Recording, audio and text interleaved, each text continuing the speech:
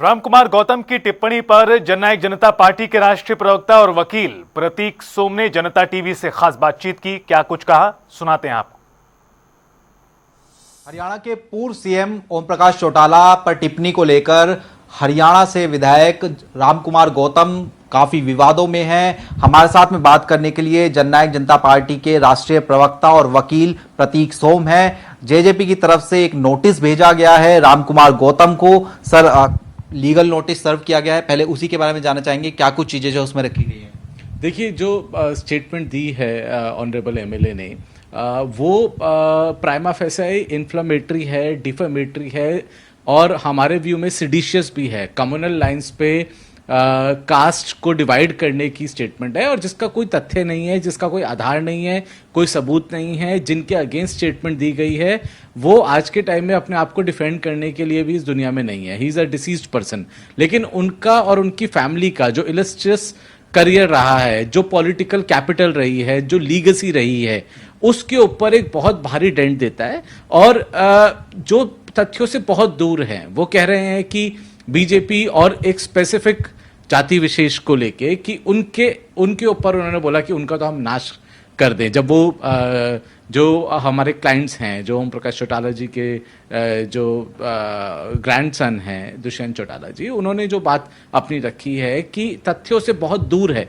ये सबको पता है कि जब सरकार रही, चाहे वो आईएनएलडी की रही, वो सरकारों के अंदर बीजेपी के भी कोalition पार्टनर था।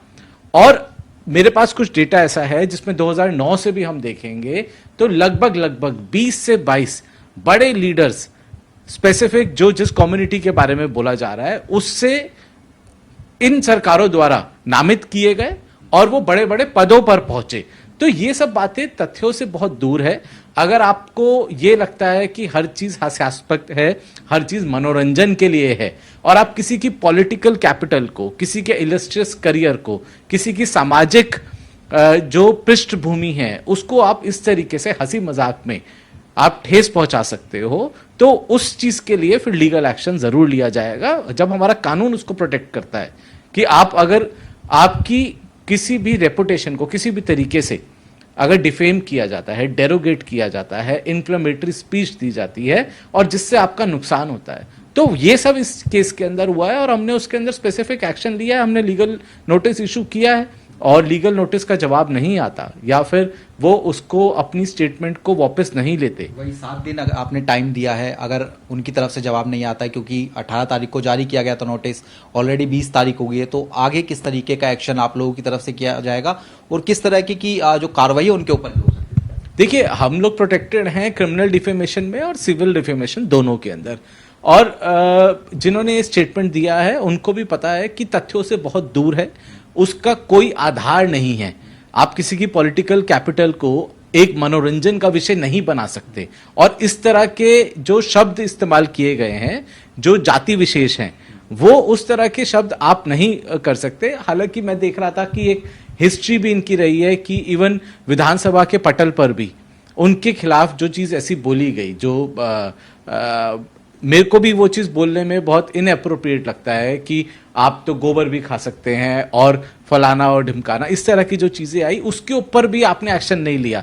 तो this reflects on your character, this reflects कि आप कितने लूज हैं अपनी चीजों को लेके। अगर किसी ने आपके अगेंस्ट एक सीरियस एलिगेशन लगाया है, किसी चीज को इंप्यूट किया है आपके खिलाफ, अगर उस बातों में दम नहीं है, तथ्यों से बहुत दूर है, तो आपको उस पर लीगल एक्शन तो लेना पड़ेगा। और यह भी सर्वविदित है ये बात कि जिन्होंने ये स्टेटमेंट दिया है वो इसी पॉलिटिकल पार्टी के एमएलए थे कुछ समय पहले। तो आज एक मनोरंजन का विषय बनाना, उसको हास्यास्पद, आपकी जो राजनीति आप जिस हिसाब से करते हैं, वो किसी की आप पॉलिटिकल कैपिटल को, किसी की रेपुटेशन को, और सालों की 5 टर्म के चीफ मिनिस्टर रहे हैं, उनके फादर इस देश के उप प्रधानमंत्री रहे हैं, 2 बार इस प्रदेश के मुख्यमंत्री रहे हैं, और किसानों के, गरीबों के, और जितना भी हमारा हरियाणा का आज के टाइम में जो उनकी भी एज के लोग हैं, मैं कहूंगा उनको जननायक के नाम से, उनको ताऊ के नाम से बुलाते थे। और जिस आदमी का ये पॉलिटिकल हिस्ट्री हो, ये बैकग्राउंड हो, आप उनको किसी भी तरीके से इस तरह डिफेम नहीं कर सकते। सर अंतिम सवाल, चूंकि आप राष्ट्रीय प्रवक्ता भी है जननायक जनता पार्टी के, जैसा कि आपने भी कहा कि पूरा इतिहास रहा है कि किस तरीके से उनके जो कई बयान है वो विवादित देखने को मिलते हुए नजर आते हैं। चूंकि जननायक जनता पार्टी से एमएलए भी रहे हैं, तो वहां पर क्या चूक हुई थी या फिर किस तरीके से चीजें जो है बदल गई कि सीधे तौर पर निशाने पर दुष्यंत चौटाला जो है देखने को मिलते हुए नजर आते हैं? देखिए, कई लोगों की राजनीति हमेशा विवादों से घिरी रहती है। कभी आप किसी को बेटा बना देते हैं, कभी आप किसी को मुख्यमंत्री बनाना चाहते हैं, कभी आप दूसरी पार्टी में चले जाते हैं, और जो राजनीति आपकी रही है वो तो पूरे प्रदेश में सबको पता है। ठीक है, उस पर मैं कमेंट नहीं ज़्यादा करना चाहता, क्योंकि अभी ये एक तरीके से मैटर जो है अब लीगल डोमेन के अंदर आ गया है। ठीक है, और अगर इसके अंदर इसको विड्रॉ नहीं किया जाता, रिट्रैक्ट नहीं किया जाता, जिस मीडियम से, जिन माध्यम से जहां पर ये स्टेटमेंट दी गई उसी जगहों पर, तो फिर हम उसके अंदर हम प्रोसीड करेंगे, हम इसके अंदर लीगल एक्शन परस्यू करेंगे। क्योंकि स्वर्गीय ओम प्रकाश चौटाला जी के जो सक्सेसर्स हैं, जो पॉलिटिकल हेयर्स हैं, जो लीगल हेयर्स हैं, उनको बहुत ज़्यादा ठेस पहुंची है। और कहीं ना कहीं ये स्टेटमेंट मोटिवेटेड लगती है कि एक जाति विशेष को टारगेट करना, वो इसके अंदर से हमको लगता है कि ये डेलिबरेटली मोटिवेटेड स्टेटमेंट है, और इसका हम लॉजिकल एंड तक इसको लेके जाएंगे। बहुत बहुत शुक्रिया। तो हमारे साथ में प्रतीक सोम जी थे, जनता टीवी से तमाम मसलों को लेकर खास बातचीत कर रहे थे।